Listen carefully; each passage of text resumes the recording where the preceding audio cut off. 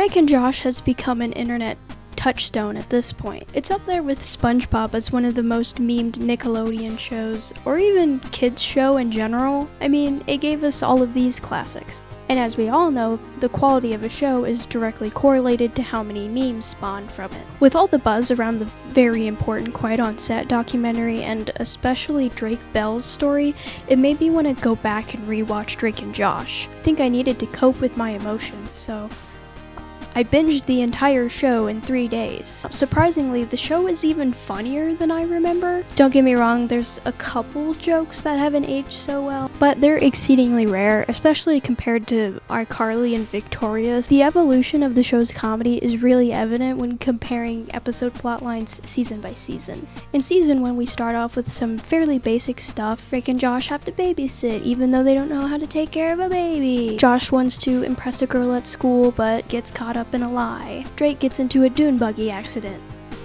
Pretty standard stuff. But then by the time we get to season 4, it's like Drake and Josh accidentally sell an orangutan to a man that eats orangutans. Drake and Josh accidentally knock their pilot out of the helicopter and have to land it by themselves. There was even the Nickelodeon TV movie special, Drake and Josh Go Hollywood.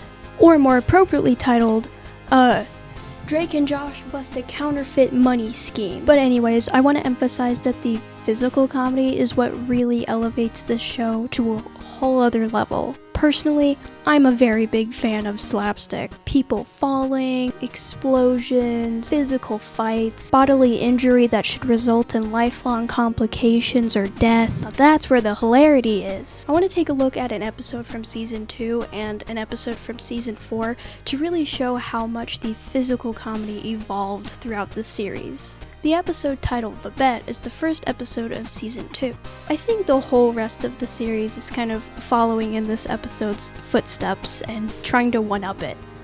And it definitely does. The basic plot of the episode is that after forgetting to walk Megan home due to their bad habits, Drake and Josh bet each other that they can't go without video games or junk food. The episode mainly consists of them struggling with this and trying not to fall back on their bad habits. There's definitely some physical comedy sprinkled throughout the episode, but the biggest slapstick bit of the whole episode happens at the very end. This, of course, being when the boys try to sabotage each other. Josh takes this to the extreme and turns their entire bedroom into the chocolate factory from Willy Wonka, which frankly looks better than the Glasgow Wonka experience. Drake simply plugs in Josh's game sphere and plays it. They taunt each other for a little bit, but of course they cave at exactly the same time. They of course fight over who they think caved first, and then it turns into a full-on chocolate wrestling brawl. Now this is quality television.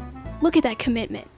Look at that form. Obviously the biggest slapstick part of the episode doesn't happen until the very end, but this was still really pushing what the show was doing in terms of physical comedy. Season 1 was really good and it had some good physical bits, but season 2 is when we really dive into the waters of what the rest of the show becomes. My favorite high slapstick episode of Drake and Josh is season 4, episode 3, The Wedding. In this episode, Drake and Josh's 89-year-old great aunt Catherine is getting married. Now the rest of the family leaves early, but Drake and Josh are tasked with retrieving the wedding cake. Drake and Josh pick up the cake, but they get stranded out in the middle of nowhere because the car breaks down. What I really love about this episode is the pacing. Because we're stuck in the same location, all the jokes just keep building and building and building off of each other. For example, while trying to fix the car eats Josh's jacket, which is already funny, but then we get this. Alright, well at least we got the motor running. I gotta get my jacket back!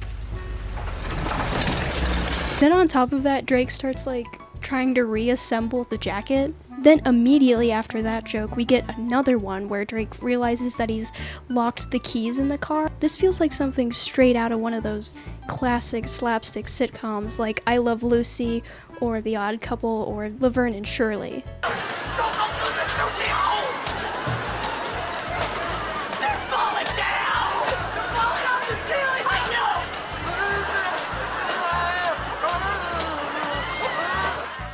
Drake and Josh has this very classic style to its comedy where the written jokes are already very funny, but the physical and vocal talent brought by the actors just elevates it to a whole other level. That and the way that jokes build and situations escalate like crazy. One of the other good bits from this episode is when Drake and Josh manage to stop a car and get help, but as soon as the strangers realize that Drake and Josh are stranded and have no access to cell phones, they just rob them. We also get this bit where the boys poke each other's eyes out, and it's like straight out of a Three Stooges short. They also stop a tow truck, and they end up building on that joke even more. There. Hi. Hey. Hello?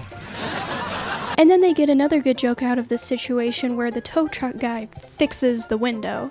This ought to do the trick. The ending of this episode is also one of my favorites because the whole episode they've been trying to get back in the car and start the car, and they finally do, and then it just bursts into flames.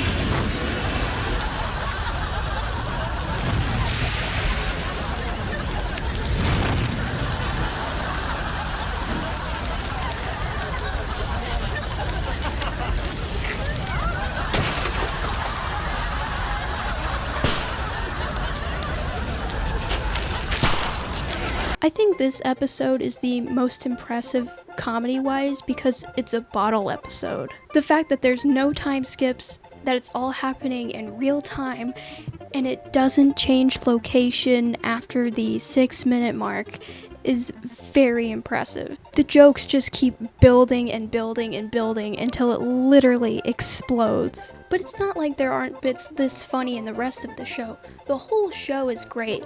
It starts out really funny and only gets better and better and better as it goes on. I'm entirely convinced that if Drake and Josh weren't a Nickelodeon show, it would be considered one of the great modern American classic sitcoms like Friends or The Office. There's so many little things that keep the show interesting and consistently funny. There's character arcs, beloved side characters that show up frequently but not too much. All the characters are likable and funny and unique. What I really like about this show is that even though Drake and Josh are morons and are constantly getting themselves into bad situations and pissing each other off, their chemistry and friendship is so strong that you can never really dislike either of them, even when they're making bad choices. That is really difficult to pull off, to make audiences like your characters even when they're doing something stupid or bad. I think it's also because the show, and especially the characters, never come across as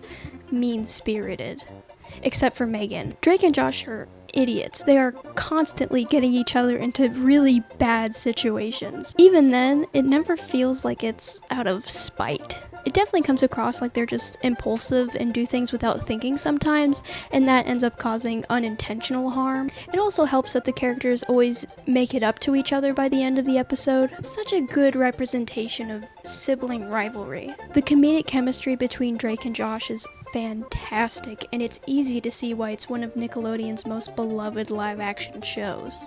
It's easy to see a dramatic performance and understand why it's good, but comedy is deceptively simple looking. Oftentimes it's a lot harder to pull off a joke than it is to pull off a dramatic scene. I think comedy, even comedy aimed at children, can be exceptional when given the right tools and the right people. So don't feel embarrassed about enjoying that kids sitcom or that children's cartoon. Good media is good media regardless of whatever label comes with it. Remember, there's no such thing as a guilty pleasure if you don't feel guilty about it.